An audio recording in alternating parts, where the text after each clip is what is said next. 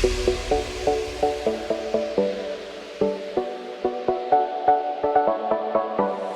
students, welcome to the class 8 Social Science History, the chapter 3 British Administrative Structure in India. India का British administrative structure मतलब India में British लोग जब राज करते थे तो उन लोग का एडमिनिस्ट्रेटिव स्ट्रक्चर कैसा था। एडमिनिस्ट्रेटिव मतलब क्या है, प्रशासनिक स्ट्रक्चर के बारे में हम लोग देखते हैं। The British came to India as traders. हम लोग को मालूम है, इसका प्रीवियस चैप्टर में भी हम लोग ये पढ़ा है, ब्रिटिश लोग इंडिया में आया था व्यापारी बन के। In the course of trading activities their territories in India grew. लोग इंडिया में आकर के व्यापार वाला वो करने के दौरान इंडियन टेरिटरीज ग्रू, इंडिया का टेरिटरीज भी बढ़ गया। They felt the need to establish some form of administrative setup. तो उन लोग को ये लगा है अभी यहाँ पर कुछ एडमिनिस्ट्रेटिव सेटअप बनाना चाहिए। मतलब सबसे पहले इंडिया में आकर के एक छोटा सा एरिया में अपना ट्रेड शुरू किया था, फिर धीरे धीरे इंडिया में बहुत ज़्यादा एरिया में उन लोग ट्रेड करने लगा। ट्रेड करने के दौरान उन लोग को ये लगा अभी ये सब एरिया में एक साथ ट्रेड करने के लिए या अनरोल करने के लिए वहाँ पर कुछ एडमिनिस्ट्रेटिव सेटअप का ज़रूरत है। Thus the earliest British administrators in India were officials of East India Company. तो इसलिए सबसे शुरू में इंडिया का एडमिनिस्ट्रेटिव्स प्रशासन वो ईस्ट इंडिया कंपनी था। ब्रिटिश गवर्नमेंट का डायरेक्ट एडमिनिस्ट्रेशन नहीं था। ईस्ट इंडिया कंपनी का ऑफिसर्स इंडिया में एडमिनिस्ट्रेशन का काम स्टार्ट किया है। Their main concern was to maximise profit. उन लोग का सिर्फ इतना ही उन लोग का मेन कंसर्न था, क्या है, इंडिया में ट्रेड करके मैक्सिमम प्रॉफिट कमाना है, यही उन लोग का मेन पर्पस था। Indian peasant farmers and skill workers were forced to give their goods at low prices. So वहाँ पर ईस्ट इंडिया कंपनी के लिए इंडिया का फार्मर्स और स्किल वर्कर्स लोग अपना गुड्स लो प्राइस में ईस्ट इंडिया कंपनी को देने के लिए ईस्ट इंडिया कंपनी इन लोगों पर दबाव डालते रहा, which they then sell elsewhere at much higher rates. India से गुड्स लो प्राइस में ले करके इंडिया के बाहर दूसरा कोई देश में उसमें वो गुड्स को हाई प्राइस में बेच करके ज़्यादा से ज़्यादा प्रॉफिट कमाने का वो टेक्निक था ईस्ट इंडिया कंपनी का। Realising this British government pass the regulating act of 1773। ये सबको समझ करके ब्रिटिश गवर्नमेंट एक रेगुलेटिंग एक्ट लाया है 1773 में। तो ये सब चीज़ के बारे में अभी हम लोग ज़्यादा पढ़ते हैं ये लेसन में।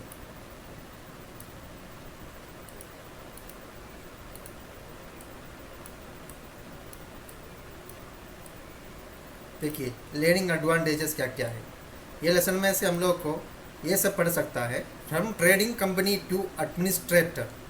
ईस्ट इंडिया कंपनी एक ट्रेडिंग कंपनी बन के आया है, वहाँ से लेके इंडिया का एडमिनिस्ट्रेटर वो कैसे बना है या इंडिया में राज करने वाला एक पावर वो कैसे बना है। डुअल एडमिनिस्ट्रेशन का मतलब क्या है, इसके बारे में हम लोग इसके पिछले वाला चैप्टर में भी हम लोग पढ़े थे। बंगाल में ईस्ट इंडिया कंपनी या ब्रिटिश लोग डुअल एडमिनिस्ट्रेशन लागू किया था, उसके बारे में हम लोग इसके पिछले चैप्टर में हम लोग कुछ पढ़े थे। रेगुलेटिंग एक्ट 1773 उसके बारे में हम लोग ये चैप्टर में पढ़ेंगे। ईस्ट इंडिया एक्ट 1784 उसके बारे में भी हम लोग ये चैप्टर में पढ़ेंगे। चार्टर एक्ट ऑफ 1813 इसके बारे में पढ़ेगा। Introduction of civil services, army, police, judicial administration. India में सिविल सर्विसेज वो ईस्ट इंडिया कंपनी या ब्रिटिश लोग लाया है, उसके बारे में मतलब आर्मी, पुलिस, जुडिशियल एडमिनिस्ट्रेशन, ये सब चीज़ कैसे कैसे इंडिया में इंट्रोड्यूस किया है, ये सब के बारे में हम लोग ये चैप्टर में थोड़ा सा पढ़ेंगे। First the colonial army and the civil administration.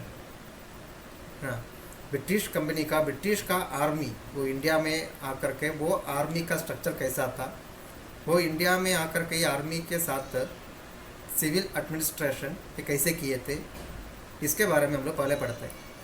In the process of annexing territories by the British in India, India में अलग अलग टेरिटरीज मतलब अलग अलग एरिया ये ब्रिटिश अपना कब्जा में करने लगा। ये प्रक्रिया में they realised that they would have to enforce a proper administrative system. उन लोगों को ये समझ में आ गया, इंडिया में जो जो देश अपना कब्जा में कर रहा है या जो जो एरिया अपना कब्जा में कर रहा है वहाँ पर एक प्रॉपर एडमिनिस्ट्रेटिव सिस्टम चाहिए। वहाँ पर राज करने के लिए एक प्रॉपर एडमिनिस्ट्रेटिव सिस्टम का ज़रूरत है to control the conquered territories, ये सब टेरिटरी को कंट्रोल करने के लिए। That is why they formulated the policies to govern this territories. इसलिए इन लोग ये टेरिटरीज को गवर्निंग करने के लिए, इस पर राज करने के लिए कुछ योजनाएं बनाया। This politics were designed to consolidate the empire. ये राजनीति, ये politics were designed to consolidate the empire. ये सब इन लोग जो एरिया अपना कब्जा में कर लिया, ये एम्पायर को, ये साम्राज्य को कंसोलिडेट करने के लिए था। कंसोलिडेट मतलब टू मेक स्ट्रोंगर, मतलब अपना एम्पायर, अपना साम्राज्य को ज़्यादा स्ट्रॉन्ग बनाने के लिए था। And which designing the administrative system they never considered the welfare of the common people. तो इंडिया में एडमिनिस्ट्रेटिव सिस्टम उसको डिज़ाइन करने के समय, उसको बनाने के समय इंडिया का जो कॉमन पीपल है, ये कॉमन पीपल का वेलफेयर के बारे में या उन लोगों का अच्छाई के बारे में उन लोग सोचे नहीं थे। The company wanted to increase its profits from trade. इस इंडिया कंपनी का एम, उसका ऑब्जेक्टिव सिर्फ इतना ही था, व्यापार करके ज़्यादा से ज़्यादा प्रॉफिट कमाना है। Increase the profitability of the territories held in India and strengthen it's hold over India. और इंडियन टेरिटरीज से जितना ज़्यादा प्रॉफिट कमा सकता है उसके लिए कुछ योजनाएं उन लोग बनाया। And strengthen it's hold over India, India के ऊपर में, इंडिया में जितना क्षेत्र अपना कब्जा में कर लिया था, अपना होल्ड में आ गया, ये होल्ड पर अपना कंट्रोल को ज़्यादा मजबूत करना है, ये सब के लिए उन लोगों का योजना बनाया था। The dual administration. The East India Company's victory in the Battle of Buxar, a system of dual government came into force in Bengal. ये हम लोग इसका पिछले चैप्टर में हम लोग पढ़ा है। बैटल ऑफ बक्सर में जीतने के बाद ब्रिटिश लोग बंगाल में एक ड्यूअल गवर्नमेंट का ये सिस्टम, ये पॉलिसी लागू किया है। Under this system the nawab of Bengal Mir Jafar was assigned the task of looking after the administration. ये सिस्टम के अनुसार बंगाल प्रोविंस में एडमिनिस्ट्रेशन का काम देखभाल करने के लिए मीर जाफर को अपॉइंट किया गया, उसको वो ड्यूटी दे दिया। While the East India company had control over the revenue, लेकिन रेवेन्यू जमा करने वाला वो प्रक्रिया पर ईस्ट इंडिया कंपनी को पूरा कंट्रोल था। Thus while the nawab was responsible for all the administrative work, the company had a free hand to exploit the exchequer. तो उसका मतलब कि ड्यूअल गवर्नमेंट सिस्टम के अनुसार the nawab was responsible for all the administrative work, ये territory का पूरा administrative work उसको कंट्रोल करना है, या ये टेरिटरी में लॉ एंड ऑर्डर ये सब कुछ को कंट्रोल करने का जिम्मेदारी वो नवाब के पास था। At the company had a free hand to exploit the exchequer, लेकिन इंग्लिश ईस्ट इंडिया कंपनी वो ये टेरिटरी वाला लोगों को एक्सप्लॉइट करते रहेगा विथ ए फ्री हैंड, मतलब नंगे हाथ से वो एक्सप्लॉइट करते रहेगा द एक्सचेकर। एक्सचेकर मतलब क्या है? The government department which utilise the money on behalf of the government ना, मतलब वो गवर्नमेंट के लिए वो मनी को यूटिलाइज करना या मनी हैंडल करने वाला वो डिपार्टमेंट, उसको बोलता है exchequer. In 1770 a massive famine in Bengal led to further impoverishment of the peasants. उसके बाद 1770 में एक बहुत बड़ा भूख मरी, extreme scarcity of food, massive famine in Bengal, Bengal में 1770 में भूखमरी वो प्रॉब्लम आ गया। It led to further impoverishment of the peasants. उसके चलते जो किसान लोग हैं, किसान लोग और ज़्यादा गरीबी में चला गया. However, through the East India Company gained access to the enormous wealth, the decline in agricultural production affected the company's income drastically. So, as a result, the East India Company gained access to the enormous wealth. East India Company के पास India का वो इतना बड़ा धन, ये सारा चीज़ का control east India Company के पास आ गया. The decline in agriculture production affected the companies income drastically. इसलिए एग्रीकल्चर प्रोडक्ट्स का प्रोडक्शन वो बहुत ज़्यादा डिक्लाइन हो गया, डिक्रीज हो गया. उसके चलते ये ईस्ट इंडिया कंपनी का इनकम में भी वो अफेक्ट कर दिया. The company was forced to appeal to the British parliament for a loan. उसके चलते ईस्ट इंडिया कंपनी को अपना काम इंडिया में चलाने के लिए जो धन, जो मनी चाहिए था, पैसा चाहिए था, वो भी इंडिया से नहीं मिल रहा है. इसलिए ईस्ट इंडिया कंपनी को ब्रिटिश गवर्नमेंट से, इंग्लैंड से लोन लेना पड़ा. But the vast individual wealth amassed by the company officials through illegal trade and their luxurious lifestyle forced the British government to think in terms of regulating the company's activities.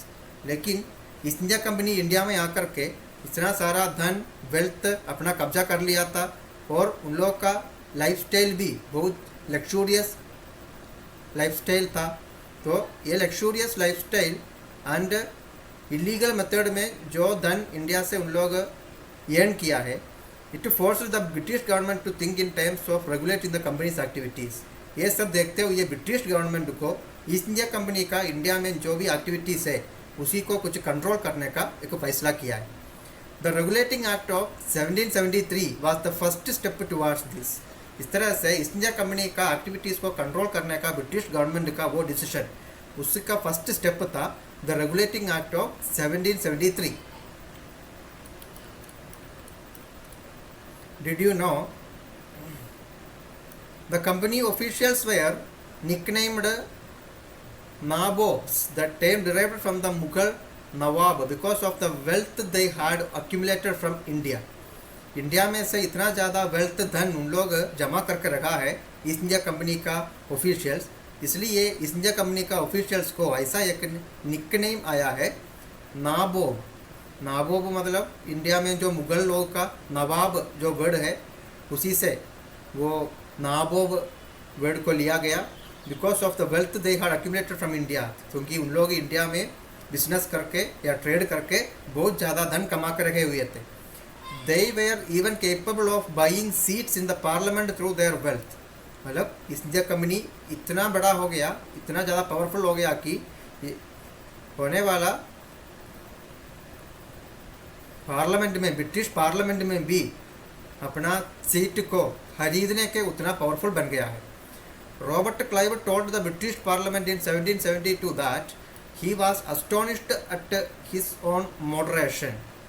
ना Robert Clive एक बार British parliament में इन 1772 में ऐसा कहा है, he was astonished at his own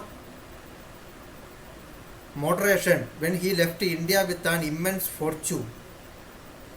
है ना, he was astonished मतलब आश्चर्यचकित हो गया. वो आश्चर्यचकित हो गया था at his own moderation. Moderation means avoidance. मतलब वो इंडिया छोड़ के गया तो इंडिया से कोई धन लेकर के नहीं गया, इंडिया का धन इंडिया में ही छोड़ के गया था. इस बात पर उसको बहुत आश्चर्य हो रहा है अभी. when he left India with an immense fortune including the jagir of an Indian district worth 28,000 pounds annually. ना मतलब इंडिया में एक जागीर वो इंडियन डिस्ट्रिक्ट से एनुअली 28,000 पाउंड वो कमाता है. तो इतना बड़ा फॉर्चून को छोड़ करके वो इंडिया छोड़ करके ब्रिटेन में गया है. ये बात के बारे में रॉबर्ट क्लाइव ऐसा बताता है, he was astonished at his own moderation. उसका ये छोड़ के जाने का ये बात पर उसको अभी बहुत आश्चर्यचकित हो रहा है या अमेज्ड हो रहा है. The regulating act 1773. The regulating act of 1773 suggested the following steps to curb the power of the company. है ना, ईस्ट इंडिया कंपनी का वो पावर को कंट्रोल करने के लिए द रेगुलेटिंग एक्ट ऑफ 1773 इस तरह का सुझाव दे रहा है। The presidency of Bengal was to be governed by a governor general. Bengal presidency उसका राज करने वाला काम एक गवर्नर जनरल द्वारा होना चाहिए। And A council consisting of 4 councillors, उसके अंदर एक काउंसिल, एक गवर्निंग काउंसिल होना चाहिए, उसमें 4 काउंसिलर्स भी होना चाहिए। There was to be a Supreme Court consisting of a chief justice. एक सुप्रीम कोर्ट को बनाना है बंगाल प्रोविंस में, उसमें एक चीफ जस्टिस होना चाहिए एंड 3 अदर जजेस, और 3 अदर जजेस भी होना है एट फोर्ट विलियम, है ना। ये सुप्रीम कोर्ट को कहाँ बनाना चाहिए? फोर्ट विलियम में, with jurisdiction over all British subjects residing in Bengal. उसका एरिया, ये सुप्रीम कोर्ट का अंडर वाला एरिया, ये वो एरिया होना चाहिए जहाँ ब्रिटिश रिसाइडिंग इन बंगाल, जो जो एरिया में ब्रिटिश लोग रहता है बंगाल प्रोविंस में, जहाँ जहाँ ब्रिटिश लोग रहता है, ये सारा एरिया ये सुप्रीम कोर्ट के अंडर में आना चाहिए। The company officials including the governor general were to be paid salaries. Company का ऑफिसर्स, इंडिया कंपनी का officers including the governor general, है ना, इन सबको सैलरी देना चाहिए। And they were not to be accept any gift or reward from the Indians. उन लोग इंडियंस से, इंडिया का पीपल से किसी भी तरह का गिफ्ट रिवार्ड ये सब एक्सेप्ट नहीं करना चाहिए। Warren Hasting was appointed as the first governor general. इसके अनुसार बंगाल प्रोविंस में सबसे पहला गवर्नर जनरल के रूप में वारन हास्टिंग को अपॉइंट किया गया। And lieutenant general John Clavering, George Monson, Richard Barwell and Philip Francis, this were the 4 councillors, है ना। जो काउंसिलर्स है वो 4 मेंबर्स, वो कौन कौन बनाया गया? Lieutenant general John Clavering, George Monson, Richard Barwell and Philip Francis, इन लोग को वो काउंसिल का मेंबर्स बनाया गया। लिमिटेशन ऑफ द एक्ट, ये एक्ट का कुछ लिमिटेशंस था। ये रेगुलेटरी एक्ट, है ना, रेगुलेटिंग एक्ट, ये रेगुलेटिंग एक्ट का कुछ लिमिटेशन था। The act, however, failed to regulate the company's power as many of its clauses were vague. Vague मतलब unclear, meaningless, मतलब जो नियम बनाया था रेगुलेटिंग एक्ट, उसके अनुसार उसमें जो भी नियम का बात लिखा हुआ है, ये सब उसमें से ढेर सारा चीज़ अनक्लियर था, मीनिंगलेस था। इसलिए ये नियम के अनुसार ब्रिटिश गवर्नमेंट को ईस्ट इंडिया कंपनी के ऊपर बहुत बड़ा कंट्रोल वो नहीं कर पाया है। The governor general had frequent clashes with his council. Governor general को अपना काउंसिल वाला मेंबर्स के बीच में हमेशा क्या होते रहा? झगड़ा होते रहा। आज there powers were not clearly demarcated, क्योंकि ये रेगुलेटिंग एक्ट में उन लोग का क्या पावर है, गवर्नर जनरल का क्या पावर है, या the members of the council उन लोग का क्या पावर है, ये सब क्लियरली मेंशन किया हुआ नहीं था। The governors of Bombay and Madras were reluctant to accept the suzerainty of the governor general of Bengal, है ना। बॉम्बे और मद्रास ये दोनों प्रोविंस का governors, they were reluctant to accept, reluctant मतलब unwilling, they were unwilling to accept the suzerainty. Suzerainty मतलब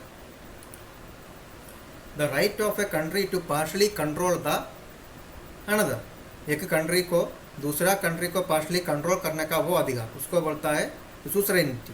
तो governor general of Bengal का ये सुसरेनिटी को ये एक्सेप्ट करने के लिए तैयार नहीं था बॉम्बे और मद्रास का गवर्नर्स।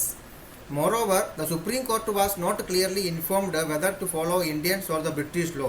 उसके अलावा जो सुप्रीम कोर्ट को बनाया गया बंगाल में, उसको भी ये साफ साफ से नहीं बताया था ताकि उन लोग को इंडियंस को फॉलो करना है, इंडियन का लॉ को फॉलो करना है या फिर ब्रिटिश लॉ को फॉलो करना है। इसलिए एक नया एक्ट को भी इंट्रोड्यूस किया गया, उसका नाम है the Pitt's India act, Pitt's India Act of 1784, in order to reduce the gaps of the regulating Act. Regulating Act में जो जो तरह का प्रॉब्लम्स जो जो तरह का गैप उसमें थे उसी को कम करने के लिए, वो प्रॉब्लम को कम करने के लिए the Pitt's India act was passed in 1784। एक new act, it's name is the Pitt's India act, वो लाया गया है 1784 में। It had the following features. ये पिट्स इंडिया एक्ट में उसमें क्या क्या इम्पोर्टेंट फीचर्स है उसके बारे में देखते हैं। A board of control to direct, superintendent and control affairs of the company's territorial possessions in India. East India company का वो टेरिटरीज, इंडिया में जो जो टेरिटरीज अपना हाथ में आ गया, ईस्ट इंडिया कंपनी का हाथ में आ गया, वो टेरिटरीज में इस तरह का अफेयर्स चल रहा है ईस्ट इंडिया कंपनी का, इसको कंट्रोल करना है या सुपरिटेंड करना है, डायरेक्ट करना है, इस तरह का ये सारा काम को कंट्रोल करने के लिए एक बोर्ड ऑफ कंट्रोल को नियुक्त किया गया है। The board of Control was to consist of 6 members appointed by the king, है ना, ब्रिटेन का राजा के द्वारा अपॉइंट करने वाला 6 मेंबर होता है ये बोर्ड ऑफ कंट्रोल में। The governor general's council was to have 3 members instead of 4। Governor general के पास जो काउंसिल है उसमें इसके पहले वाला एक्ट के अनुसार वो काउंसिल में कितना मेंबर्स थे, 4 मेंबर्स थे। ये 4 मेंबर्स के जगह में अभी द पिट्स इंडिया एक्ट के अनुसार उसमें कितना मेंबर चाहिए, वो काउंसिल में ओनली 3 मेंबर्स चाहिए। Later through another act the governor general was given the power to override his council. बाद में एक दूसरा एक्ट के अनुसार ये गवर्नर जनरल को ऐसा पावर भी दिया गया है कि काउंसिल का बातों को भी ओवरराइड कर सकता है, मतलब काउंसिल का बातों को एकदम एक्सेप्ट करना जरूरी नहीं है गवर्नर जनरल को। The subordinate presidencies were under the control of the governor general in matters of war, revenue and diplomacy. ना, जो प्रेसिडेंसीज एक गवर्नर जनरल के अंडर में है, ये प्रेसिडेंसीज एक क्षेत्र when in case in matters of वार, ना, युद्ध होने पर, रेवेन्यू का कोई भी इश्यू होने पर, और डिप्लोमेसी मतलब मैनेजमेंट बिटवीन 2 कंट्रीज, 2 कंट्रीज के बीच वाला बात आने पर इस तरह का बातों पर गवर्नर को पूरा कंट्रोल मिल जाता है। तो उसका मतलब इस तरह का बात वार, रेवेन्यू, डिप्लोमेसी ये सब बात होने पर वो टेरिटरीज गवर्नर का कंट्रोल में आ जाता है। The company however retained its monopoly over Indian trade. East India company को इंडिया में जो ट्रेड करने का वो बात पर मोनोपोली को कीप कर सकता है। मोनोपोली मतलब वो बात सिर्फ इंडिया में ट्रेड करने का वो अधिकार वो सिर्फ ईस्ट इंडिया कंपनी के पास मिलेगा। And the right to appoint और dismiss its officials. East India company को अपना ऑफिसर्स, ईस्ट इंडिया कंपनी का ऑफिसर्स को डिसमिस करना या कोई न्यू ऑफिसर्स को अपॉइंट करना, ये सब का वो राइट, वो पावर ईस्ट इंडिया कंपनी के पास रहेगा। The next, the charter act 1830। The company's right to trade was based on the Royal Charter, which was renewed every 20 years. East India company का व्यापार करने का वो राइट, वो अधिकार, वो रॉयल चार्टर के अनुसार है। ये रॉयल चार्टर वो हर 20 साल में उसको रिन्यू करते रहता है। Gradually restrictions were imposed upon the company through the charter acts of 1813। बाद में धीरे धीरे ईस्ट इंडिया कंपनी का वो राइट्स के ऊपर, उन लोगों का जो अधिकार के ऊपर कुछ रेस्ट्रिक्शंस, कुछ लिमिटेशंस इंट्रोड्यूस किया गया है through the charter acts of 1813 and the charter act of 1833।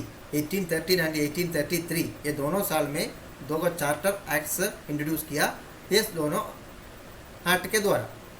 The charter act of 1813 abolished the company's monopoly in Indian trade. तो इसके अनुसार 1813 वाला वो चार्टर एक्ट के अनुसार ईस्ट इंडिया कंपनी का इंडिया में व्यापार करने का वो मोनोपोली उसको अबॉलिश किया गया, उसको एंड किया गया। The trade was open to all British subjects. उसका मतलब इंडिया में व्यापार करने का राइट, वो पावर सिर्फ ईस्ट इंडिया कंपनी को नहीं, जो भी ब्रिटेन कंपनीज वो इंडिया में आकर के व्यापार करना चाहता है उन लोगों को इंडिया में आकर के व्यापार कर सकता है। The company only retained its monopoly on trade in T and its trade with China. East India Company के पास अभी ये 2 ही अधिकार वो मोनोपोली के रूप में बाकी रह गया। The trade in T, T मतलब चाय पत्ती ना, चाय पत्ती का व्यापार and the trade with China, China के साथ जो व्यापार है ये ईस्ट इंडिया कंपनी का मोनोपोली के रूप में उसके पास ही रह गया। द चार्टर एक्ट ऑफ 1833 का वो चार्टर एक्ट के अनुसार it completely ended the companies trade monopoly. उसके अनुसार उसके पहले वाला चार्टर एक्ट में दो चीज़ का मोनोपोली ईस्ट इंडिया कंपनी के पास बाकी रह गया था, उसको भी एंड किया गया है 1833 वाला चार्टर एक्ट के अनुसार। आज it was introduced to discontinue इस कमर्शियल एक्टिविटीज़ इन इंडिया, ताकि ये जो 1833 वाला चार्टर एक्ट के अनुसार ईस्ट इंडिया कंपनी का इंडिया वाला कमर्शियल एक्टिविटीज़ उसको डिसकंटिन्यू करने का वो ऑर्डर भी ये एक्ट के अनुसार दिया गया है। The company became a mayor administrative body under the supervision of the board of control. अभी ईस्ट इंडिया कंपनी एक एडमिनिस्ट्रेटिव बॉडी सिर्फ बन गया है, वो भी ब्रिटिश गवर्नर जनरल के अंडर में जो बोर्ड ऑफ कंट्रोल, वो बोर्ड ऑफ कंट्रोल के सुपरविजन में एक एडमिनिस्ट्रेटिव काम करने वाला एक एडमिनिस्ट्रेटिव बॉडी बन गया है East India company. Introduction of civil service, India में सिविल सर्विस को इंट्रोड्यूस किया, उसके बारे में अभी देखते हैं। Lord Cornwallis established the Indian civil service ICS। Indian civil service को इंडिया में इंट्रोड्यूस किया है या पेश किया है, वो कौन है? लॉर्ड कॉर्नवालिस इन 1793 में, which came to be called the steel frame of the Indian administration. ये इंडियन सिविल सर्विस ये बात को पेश किया गया, इंट्रोड्यूस किया गया, उसको ऐसा कहा जाता है steel frame of the Indian administration. Indian administration का स्टील फ्रेम है ये। He separated the commercial and revenue branches of administration. उसने एडमिनिस्ट्रेशन का revenue branch and the commercial branch ये दोनों को सेपरेट किया है। Promotions were based on seniority, मतलब सीनियोरिटी के अनुसार अभी ये एडमिनिस्ट्रेटिव बॉडी में क्या मिलेगा? प्रमोशन मिलेगा। His regulations are called Cornwallis Code। इसका ये जो मॉडिफिकेशंस किया गया एक्ट में, रूल्स में, इसको बोलता है the Cornwallis code. Earlier the directors of the company used to appoint young recruits ना, इसके पहले ईस्ट इंडिया कंपनी का डायरेक्टर्स उन लोग यंग लोग को, युवा लोग को रिक्रूट करते थे या उसमें ऑफिसर्स के रूप में अपॉइंट करते थे। After 1853 recruitment was done through a written examination. लेकिन 1853 के बाद ये रिक्रूटमेंट करने के लिए, रिक्रूटमेंट होने के लिए एक रिटन एग्जामिनेशन को पास होना पड़ता है। The Indians were entitled to the subordinate post after 1858।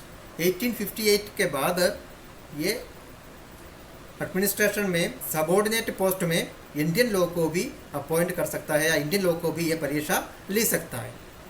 The East India College was set up at Haileybury in England to educate the civil servants about Indian customs, languages and norms of governance।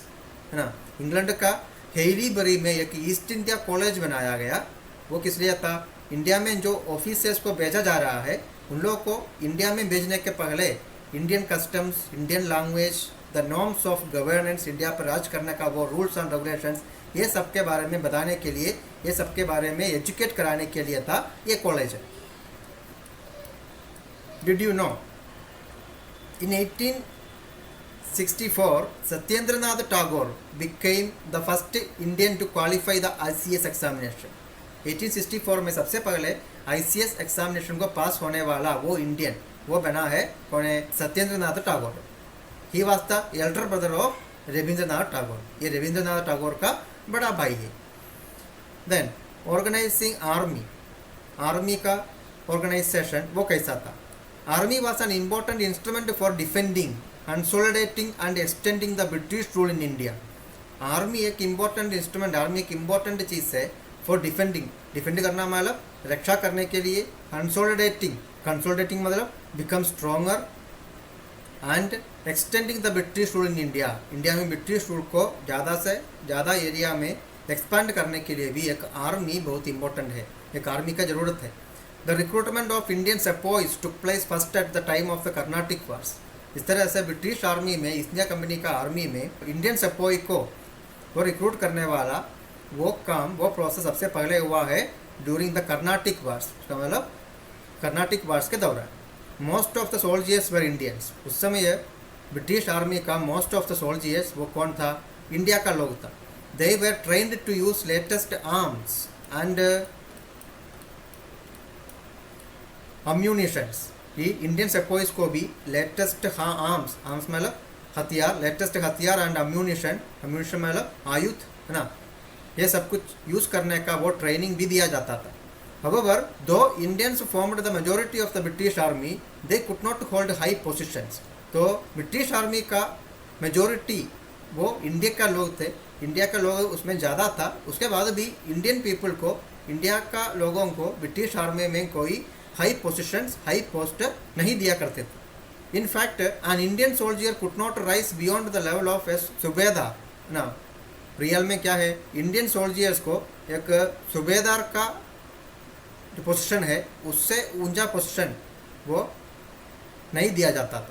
Still Indian soldiers remained loyal to the British due to good pay and the ignorance of the nationalistic feelings.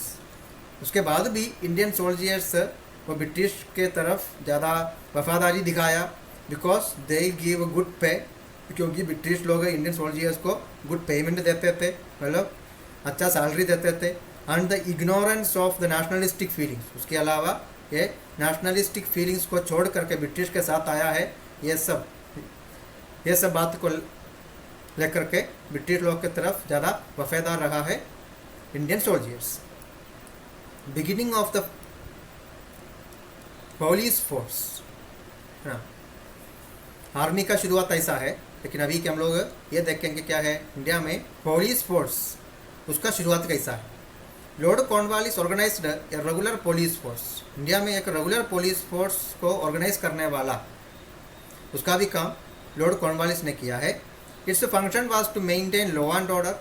ये police force का क्या function है, उसका क्या काम है?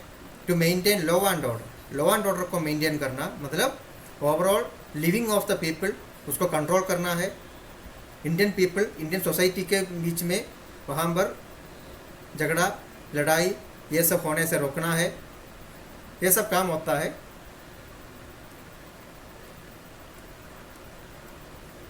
Police force का। उसके अलावा to assist the district magistrate in carrying out his duties. District magistrate को अपना ड्यूटी को करने में, अपना ड्यूटी को पूरा करने में हेल्प करना चाहिए। The districts were organized into thanas under the charges of darogas. एक डिस्ट्रिक्ट में अलग अलग एरिया को डिवाइड करके वहाँ पर क्या बनाया है, थाना बनाया है। एक थाना का इंचार्ज वो किसको दिया गया? दारोगा को दिया गया। Villages and cities and the chowkidars and kotwals ना, village and city and chowkidar and kotwals. The higher post were reserved for the British है ना। ऊंचा पोस्ट, मेन पोस्ट वो ब्रिटिश के पास ही है, वो ब्रिटिश के लिए आरक्षित किया हुआ है। The police were not well paid and hence were corrupt. और पुलिस ऑफिसर्स, पुलिस लोगों को अच्छा सैलरी नहीं देते थे, इसलिए उन लोग क्या बन गया? भ्रष्टाचारी लोग बन गया है। Judicial administrator. The judicial system in India had no uniform code of law. India का judicial system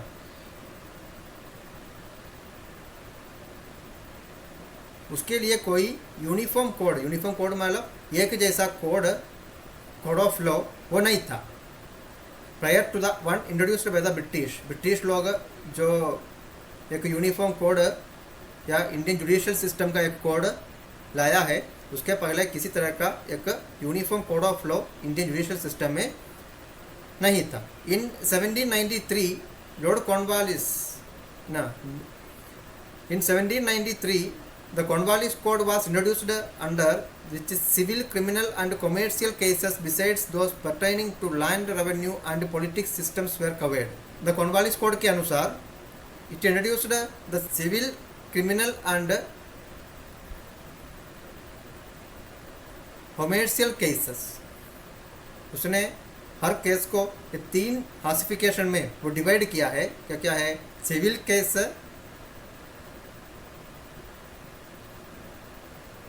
criminal case,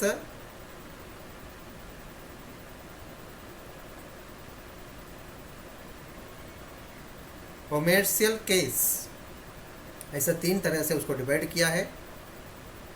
decide those pertaining to land revenue, उसके अलावा लैंड रेवेन्यू के बारे में जो केस है वो अलग है। And the police systems were covered, इस तरह का केस को हैंडल करना चाहिए था।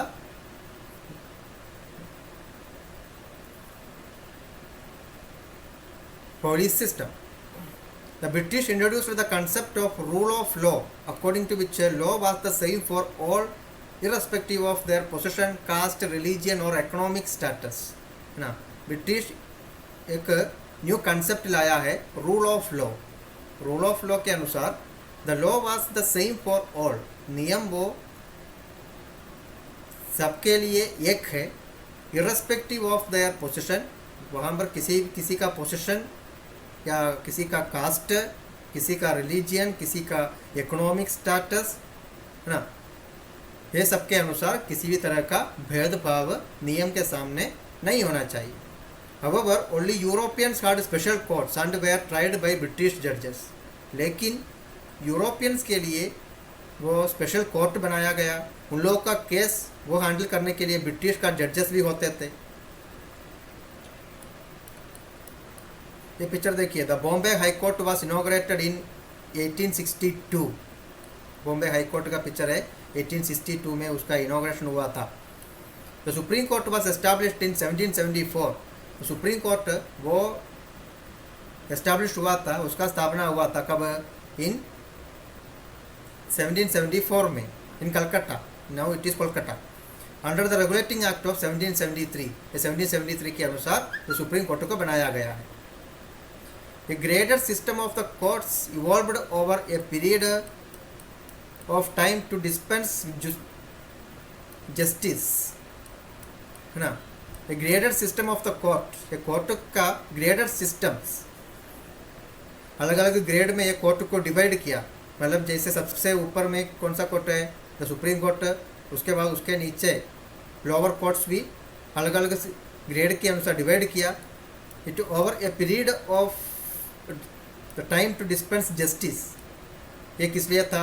जस्टिस, न्याय जल्दी देने के लिए। मतलब सिर्फ एक ही कोर्ट बनाने से, ये सारा केस सिर्फ एक ही कोर्ट में आने से, ये सारा केस का वो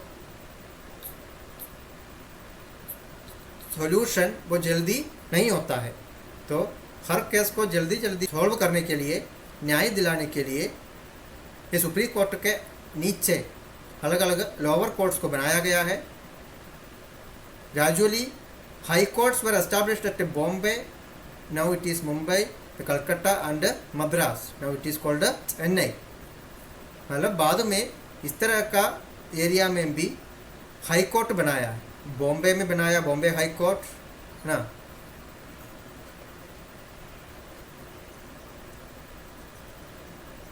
कलकत्ता में भी बनाया, एक हाई कोर्ट बनाया। मद्रास में भी एक हाई कोर्ट बनाया। द इंडियन जजेस हेडेड सबॉर्डिनेट कोर्ट्स, इस तरह का जो लोअर कोर्ट्स को बनाया गया था बॉम्बे, कलकत्ता, मद्रास, ये सब जगह में, उसको उसका हेड वो इंडिया का जज लोगों को बनाते थे।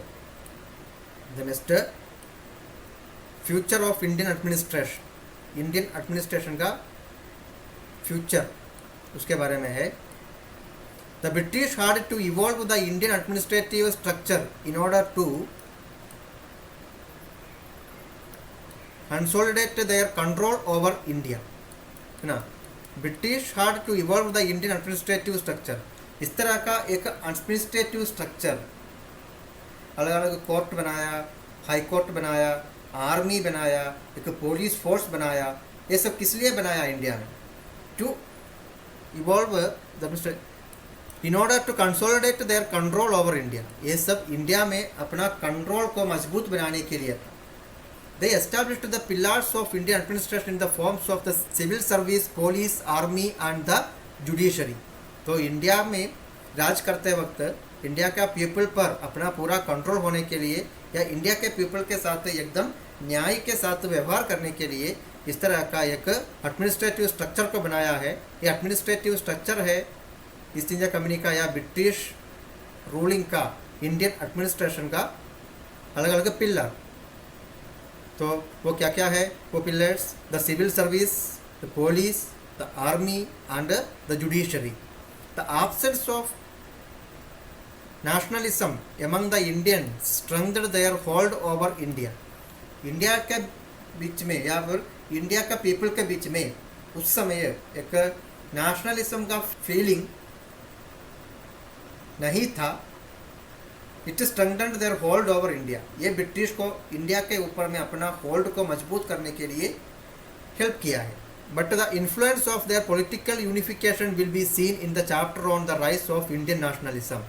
लेकिन बाद में इंडिया का पीपल के बीच में भी एक पॉलिटिकल यूनिफिकेशन आ गया। मतलब उन लोग भी एक नेशन, एक इंडिपेंडेंट नेशन हम लोग को भी चाहिए, इस तरह का एक फीलिंग इंडियन पीपल का मन में आ गया। उसके चलते इंडियन नेशनलिज्म का उदय हो गया है। उसके बारे में हम लोग नेक्स्ट चैप्टर में हम लोग पढ़ेंगे। ये सब है ये चैप्टर का इम्पोर्टेंट पॉइंट्स। हम लोग एक बार उसका the terms in use, the important terms क्या क्या है वो देखते हैं। क्या क्या था? चौकीदार। चौकीदार means the care taker, watchman. Watchman को बोलता है या फिर देखभाल करने वाला, उसको बोलता है चौकीदार बोलता है। दारोगा मतलब क्या है? इंस्पेक्टर का जो रैंक है उसका इक्वल है दारोगा। जागीर मतलब a small territory granted by the ruler to an army chieftain for a short time. Jagir मतलब वो ऐसा एक छोटा टेरिटरी वो एक आर्मी चीफ्टेन को दिया जाता है ना, एक रूलर द्वारा उसको दिया जाता है फॉर ए शॉर्ट टाइम, मतलब थोड़ी समय के लिए। In recognition of his military service, अपना मिलिट्री सर्विस को पहचान के उसको देने वाला वो छोटा जो एरिया है, वो क्षेत्र है, उसको बोलता है जागीर।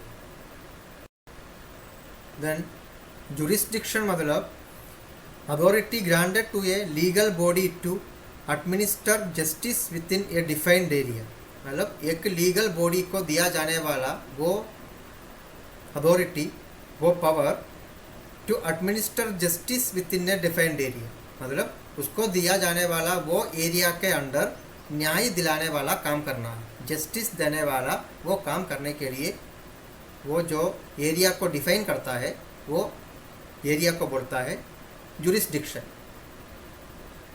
एक लीगल बॉडी के नीचे जितना एरिया आता है उसको बोलता है jurisdiction. Monopoly means a condition in business and trade in which one company और enterprise has the sufficient control over a specific product ना। मोनोपोली मतलब वो बिजनेस या ट्रेड में, व्यापार में जो कंडीशन, एक ऐसा condition in which one company और enterprise has sufficient control over a specific product. एक चीज़ का व्यापार सिर्फ एक ही कंपनी करेगा, इस तरह का जो कंडीशन को बोलता है monopoly.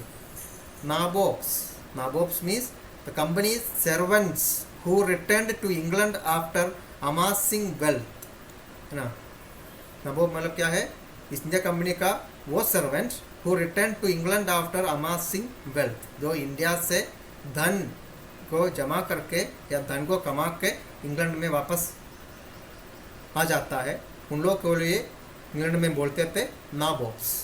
Rule of law, the policy of the British judicial system which emphasized equal treatment for all in the eyes of law. Rule of law मतलब क्या है? वो ब्रिटिश जुडिशियल सिस्टम का ऐसा पॉलिसी है, ऐसा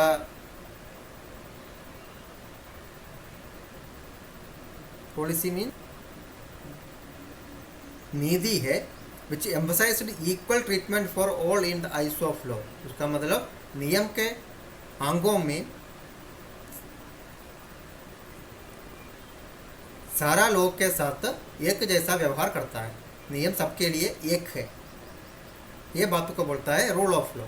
the next subedar, the highest rank in the army which an Indian could attain. मतलब British Indian army में, ब्रिटिश आर्मी में एक इंडियन को मिलने वाला सबसे बड़ा पोजीशन, रैंक, उसका बोलता है सूबेदार। Next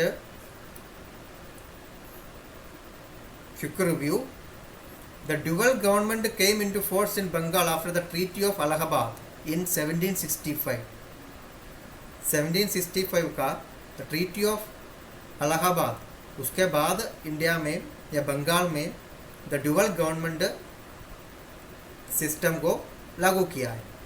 Nawab of Bengal Mir Jafar assigned the task of looking after the administration. Bengal का नवाब मिर जाफर, उसको ये काम दिया गया था ताकि बंगाल प्रोविंस का एडमिनिस्ट्रेशन को देखभाल करना है। East India company hard control over the revenue, लेकिन रेवेन्यू का कंट्रोल, रेवेन्यू जमा करने का वो कंट्रोल वो ईस्ट इंडिया कंपनी के पास था। British government introduced the regulating act of 1773। Regulating act of 1773 ये ब्रिटिश गवर्नमेंट लाया है to regulate the company's activities, East India company का एक्टिविटीज़ को कंट्रोल करने के लिए। The charter act of 1813 abolished the company's monopoly in Indian trade. Indian trade में East India company का मोनोपोली, मतलब उस समय तक ईस्ट इंडिया कंपनी के अलावा दूसरा कोई भी कंपनी इंडिया में आकर के ट्रेड नहीं कर सकता था। ये बात को अबोलिश करने के लिए लाया गया है द चार्टर एक्ट ऑफ 1813। उसके अनुसार the trade open to all British subjects. उसके अनुसार सिर्फ ईस्ट इंडिया कंपनी को नहीं बल्कि दूसरा ब्रिटिश कंपनी को भी इंडिया में आकर के ट्रेड कर सकता है। The company retained its monopoly on trade in the tea and its trade with China. उसके बाद भी ईस्ट इंडिया कंपनी अपने पास monopoly on the trade in tea, मतलब चाय पत्ती है ना, चाय, उसका ट्रेड पर, and the trade with China, China के साथ व्यापार करने का, ये दो चीज़ का अधिकार ईस्ट इंडिया कंपनी को अपने पास रख सकता है। The charter act of 1833 ended the companies trade monopoly. बाद में 1833 का चार्टर एक्ट के अनुसार जो दो चीज़ का मोनोपोली ईस्ट इंडिया कंपनी के पास बाकी रह गया था उसको भी एंड किया गया है। Became a मियर administrative body. बाद में ईस्ट इंडिया कंपनी वो एक एडमिनिस्ट्रेटिव बॉडी बन गए बाकी रहा, under the supervision of the board of control. वो भी ब्रिटिश गवर्नमेंट का बोर्ड ऑफ कंट्रोल के अंडर में। Districts organized into thanas under the charges of darogas. एक जिला के अंदर में अलग अलग थानास बनाया गया। वो थानास का इंचार्ज दारोगा को दे दिया। विलेजेस एंड सिटीज़ हार्ड चौकीदार एंड कोटवाला। उसके बाद विलेज और सिटी में उसका इंचार्ज वो किसको दिया गया, विलेजेस में तो चौकीदार को दिया गया उसका इंचार्ज, एंड सिटीज़ में किसको दिया गया, कोटवालास को दिया गया। ICS established in 1793 by Lord Cornwallis. Lord Cornwallis ने इंडिया में इंडियन सिविल सर्विसेज ये पेश किया है वो इन 1793 में, which came to be called the steel frame of the Indian administration. ये इंडियन सिविल सर्विसेज को बाद में इंडियन एडमिनिस्ट्रेशन का स्टील फ्रेम ऐसा कहा गया है। Rule of law introduced by the British which stated ना, ब्रिटिश लोग इंडिया में रूल ऑफ लॉ वो इंट्रोड्यूस किया। उसका मतलब it stated law was the same for all. नियम सबके लिए एक ही है, irrespective of their position, caste, religion और इकोनॉमिक स्टेटस। मतलब वहाँ पर लोगों का पोजीशन, लोगों का स्टेटस, रिलीजियन, इकोनॉमिक स्टेटस, लोगों का कास्ट, ये सब के अनुसार किसी भी तरह का डिस्क्रिमिनेशन या भेदभाव नियम के सामने नहीं होता है। Next assessment exercise. सबसे पहले multiple choice questions. 1. When did the massive famine in Bengal take place? Bengal में बहुत बड़ा भूखमरी ये कब हुआ? उसका answer option A 1770। Second, what was the highest position for an Indian in the British army? British army में एक इंडियन को मिलने वाला सबसे हाईएस्ट पोजीशन कौन सा है? Option B subedar. 3. Which college was established to train the young recruits for the civil service? Civil service का यंग रिक्रूट्स को ट्रेनिंग देने के लिए इसमें से कौन सा कॉलेज का स्थापना किया गया था? उसका answer option C Haileybury. 4. Who appointed the civil servants before written examination began? Written examination start होने के पहले सिविल सर्वेंट्स कौन अपॉइंट करता है? उसका answer option C directors of the company. 5. Where was the supreme court established by the regulating act of 1773? 1773 का regulating act के अनुसार सुप्रीम कोर्ट का स्थापना ये इनमें से कौन सा जगह में हुआ था? उसका answer option A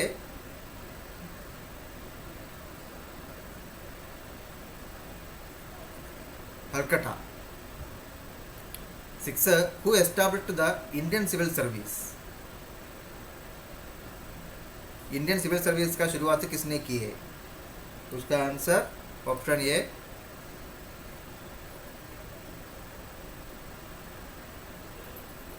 Cornwallis. 7. Who was appointed the first Chief Justice of the Calcutta High Court in 1773? 1773 में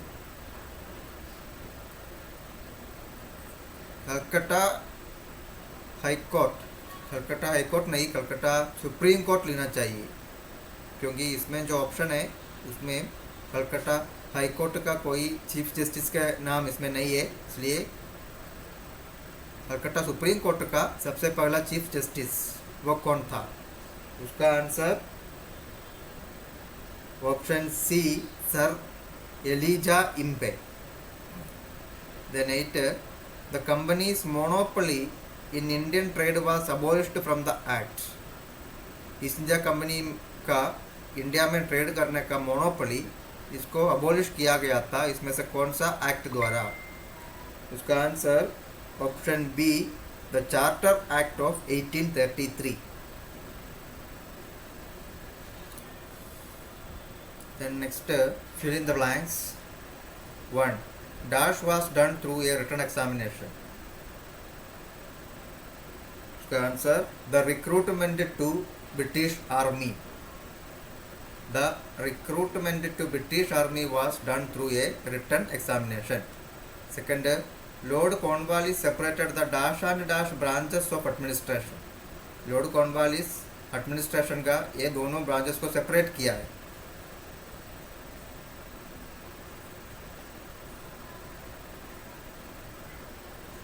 Commercial and revenue branches. Third, Dash gave the East India Company access to the enormous wealth of Bengal treasury. East India company को बंगाल का treasury से enormous wealth मतलब बहुत ज़्यादा धन उस पर एक्सेस देने वाला बात क्या है? The system of dual government. The system of dual government.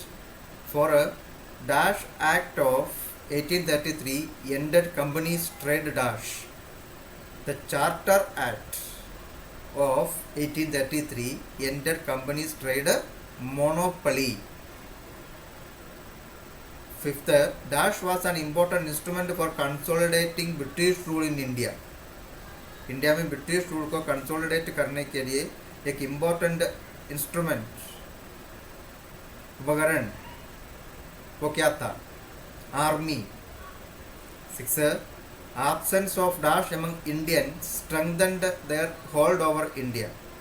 Indians के बीच में ये चीज़ का एब्सेंस हुआ, इसलिए ब्रिटिश को इंडिया के ऊपर में अपना पकड़ मजबूत कर पाया. Absence of nationalism.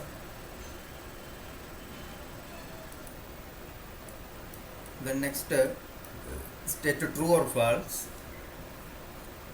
The greed of the company's official led to its financial bankruptcy, मतलब ईस्ट इंडिया कंपनी का ऑफिसर्स उन लोग का ग्रीड के चलते ईस्ट इंडिया कंपनी में आर्थिक समस्या आ गया या बैंक में से लोन लेना पड़ा।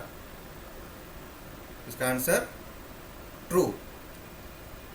The regulating act of 1773 abolished the company's monopoly to trade with the East.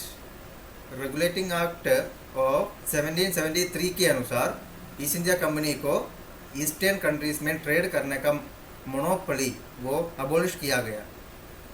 इसका answer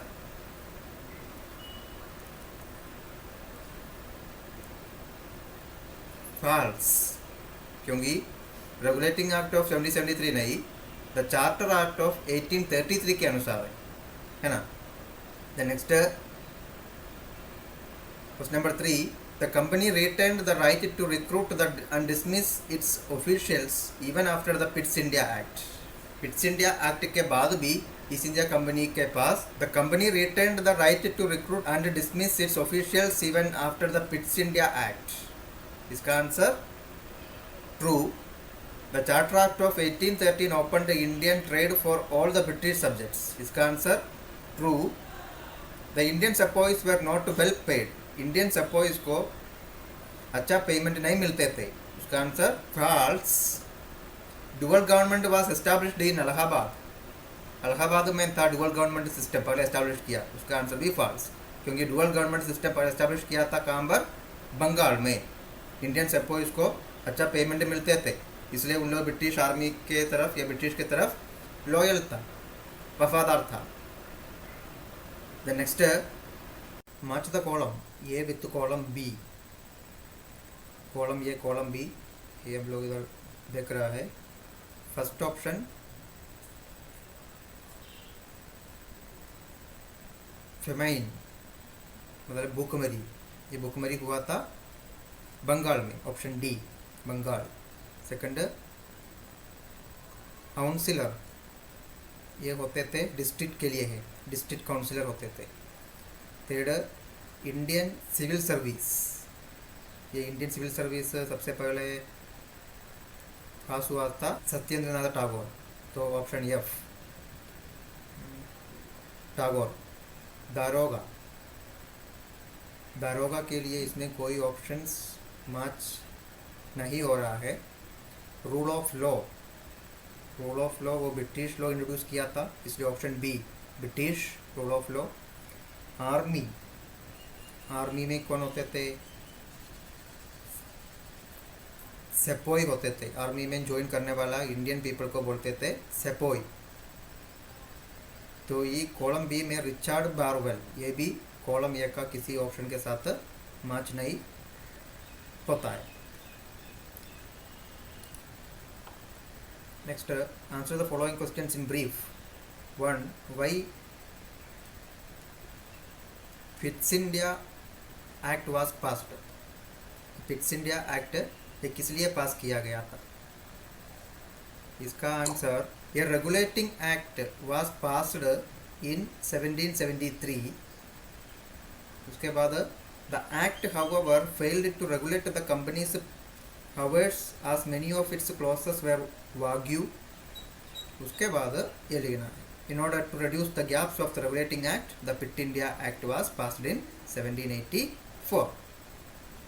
next, Indian civil services was called the steel frame of the Indian administration. Describe, Indian civil service को Indian administration का steel frame ऐसा क्यों बोलता है, उसके बारे में डिस्क्राइब करना है। तो उसका आंसर में हम लोग कैसे लेना पड़ेगा, Indian civil service was called the steel frame of the Indian administration because, उसके बाद ये आंसर लेना है।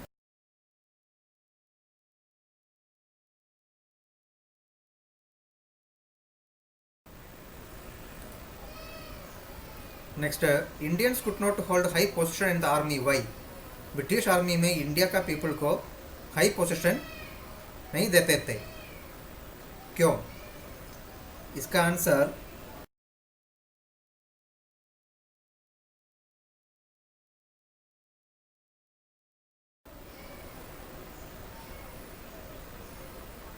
Next, The regular police force under Lord Cornwallis was corrupt, right in brief. Lord Cornwallis के अंडर वाला वो रेगुलर पुलिस फोर्स वो कैसा था, करप्ट था, उसके बारे में लिखना है. इसका आंसर यहाँ पर लॉर्ड कॉर्नवालिस वहाँ से लेके कैरिंग आउट हिज ड्यूटीज यहाँ तक लिखना है.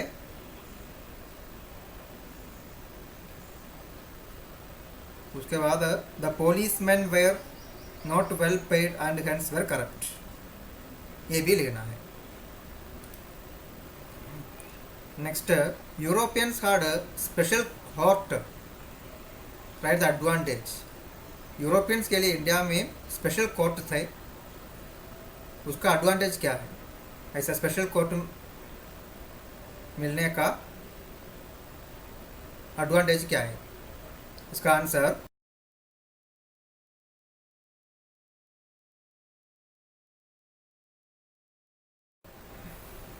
Next, the East India company was forced to appeal to British parliament for a loan. Why ना, ईस्ट इंडिया कंपनी को ब्रिटिश पार्लियामेंट से लोन लेना पड़ा, उसका रीज़न क्या है. इसका आंसर ये पेज में है. दो the East India company gained access, उधर से लेके इधर British parliament for a loan, यहाँ तक लिखना है. Next, answer the following questions in detail. How did the British administrative policies contribute to the growing influence of nationalism. British का administrative policies ये इंडियन पीपल के बीच में नेशनलिज्म का फीलिंग बढ़ने के लिए ऐसे हेल्प किया है. इसका answer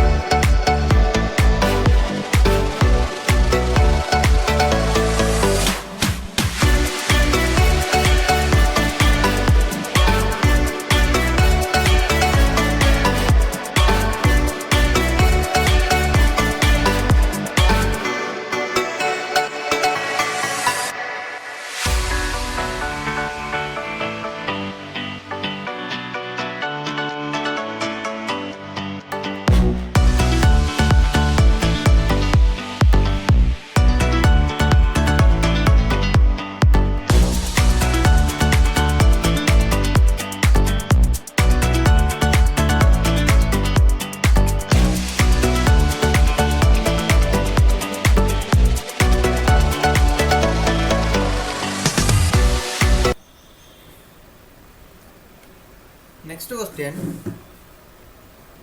what was the Cornwallis code. The Cornwallis code ये क्या है. इसका आंसर यहाँ लिखना है. लॉर्ड कॉर्नवालिस एस्टैब्लिश्ड, यहाँ से लेकर के his regulations are called Cornwallis code, यहाँ तक लिखना है. उसके बाद under which civil, criminal and commercial cases besides those pertaining to land, revenue and policy systems were covered. इतना लिखना है. Next question, the British introduced the concept of rule of law. Explain. British लोग rule of law वाला वो concept को पेश किया है इंडिया में, उसके बारे में एक्सप्लेन करना है. रूल ऑफ लॉ क्या है ये एक्सप्लेन करना है. इसका आंसर यहाँ पर है. The British introduced the concept rule of law, यहाँ से लेकर के इकोनॉमिक स्टेटस तक. उसके बाद ये पॉइंट भी लिखना है. Rule of law is the policy of British judicial system which emphasized the equal treatment for all in the eyes of law. इसके बाद however only Europeans had special courts and were tried by British judges. ये भी लिखना है. Next question, The Pitt's India Act was an improvement over the Regulatory Act of 1773. पिट्स India act 1773 का regulatory act के ऊपर एक इम्प्रूवमेंट है। ये बातों को जस्टिफाई करना है, जस्टिफाई दिस स्टेटमेंट। इसका आंसर ऐसा लिखना है, the regulating act of 1773 had the following limitations. The act however failed to, यहाँ से लेके इंडियन और द ब्रिटिश लॉ, उसके बाद in order to reduce the gaps of regulating act, यहाँ से लेके डिसमिस इट्स ऑफिशियल्स, यहाँ तक लेना है। लॉन्ग आंसर है वो लंबा आंसर को लेना चाहिए। Next, who were the nabobs. Nabobs वो कौन थे? इसका आंसर यहाँ लेना है, द कंपनी ऑफिशियल्स, यहाँ से लेकर के देयर वेल्थ तक लेना है। Next, who was the first Indian to qualify the ICS examination. ICS examination को क्वालिफाई करने वाला सबसे पहला इंडियन कौन है? इसका आंसर ये लिखना है, इन 1864, वहाँ से लेके Elder brother of Rabindranath Tagore तक लिखना है।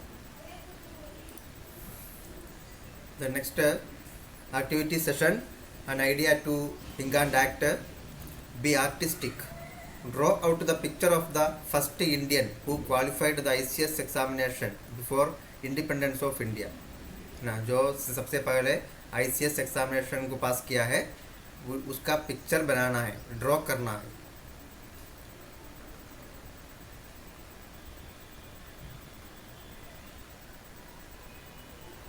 कलर द पिक्चर ब्यूटीफुली, बहुत अच्छा से उसको रंग दे करके कलरिंग करना है। Next, project work, imagine you are going to conduct an interview of Lord Dalhousie. ऐसा मान लीजिए आप लोग लॉर्ड डलहौसी का इंटरव्यू लेने जा रहा है। Then prepare at least 10 questions that you would like to ask him. उससे क्या क्या क्वेश्चन तुम लोग पूछना चाहता है, ऐसा 10 क्वेश्चन का एक लिस्ट बनाइए। Can you think the type of answer he would reply.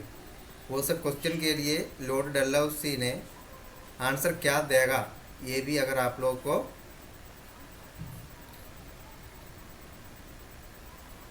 सोच के ले सकता है तो वो भी लिखिएगा। Next, picture study. ये पिक्चर देखिए, बंगाल फेमाइन का पिक्चर है। बंगाल में जो भूख मरी हुआ है उसी का रिलेटेड पिक्चर है, क्योंकि छोटा बच्चा को उसका गार्जियन खाना खिला रहा है ना, दोनों लोग हेल्थी नहीं है, एकदम दुबला पतला है। ये पिक्चर है। Look up the picture and answer the following questions. ये पिक्चर में देख करके ये सबका आंसर दीजिएगा। What is shown in the picture. ये पिक्चर में क्या दिखाया हुआ है। Who is to be made responsible. यह हालात का जिम्मेदारी वो किसका है। लोगों को ऐसा हालात होता है, इसका जिम्मेदारी कौन है, जिम्मेवार कौन है। वाट वेयर इट्स इम्पैक्ट। इसका इम्पैक्ट क्या होगा, इसका रिजल्ट क्या होता है। It's hot question. By 1793 land become a salable commodity। salable commodity मतलब बेच सकता है, एक्सचेंज कर सकता है। तो ज़मीन भी बेचने का एक सामान हो गया है भाई 1793 से। क्यों ऐसा क्यों हो गया, उसका रीज़न आप लोग ढूंढ के लिखिएगा। Then life skills, critical thinking, police administration, उसके बारे में ज़्यादा सोचिए। जुडिशियल एडमिनिस्ट्रेशन के बारे में ज़्यादा सोचिए।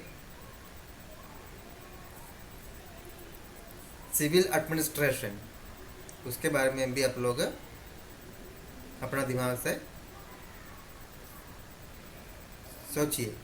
All were introduced by British, ये तीनों चीज़ ब्रिटिश लोग लाया है, इंट्रोड्यूस किया है। Are they contributed for making modern India, इस तरह का चीज़ जो ब्रिटिश लोग लाया है, ये मॉडर्न इंडिया को बनाने में इसका क्या इम्पोर्टेंस है, क्या इसका कोई इम्पोर्टेंस है क्या, उसके बारे में भी आप लोगों को सोच के लेना है। यहाँ पर वेब एड है, ये 3 वेबसाइट दिया हुआ है, एक वेबसाइट को ओपन करके ज़्यादा नॉलेज आप लोग ले लीजिए, ज़्यादा जानकारी आप लोग को मिल जाएगा। बस इतना ही है ये चैप्टर का सारा चीज़। जिसके पास बुक है उन लोग ऑब्जेक्टिव का आंसर बुक में कीजिए, जिसके पास बुक्स नहीं है उन लोग ऑब्जेक्टिव क्वेश्चन आंसर ये सारा चीज़ अपना एसएस का कॉपी में लिखना है, उसको याद भी करना चाहिए। Okay, thank you.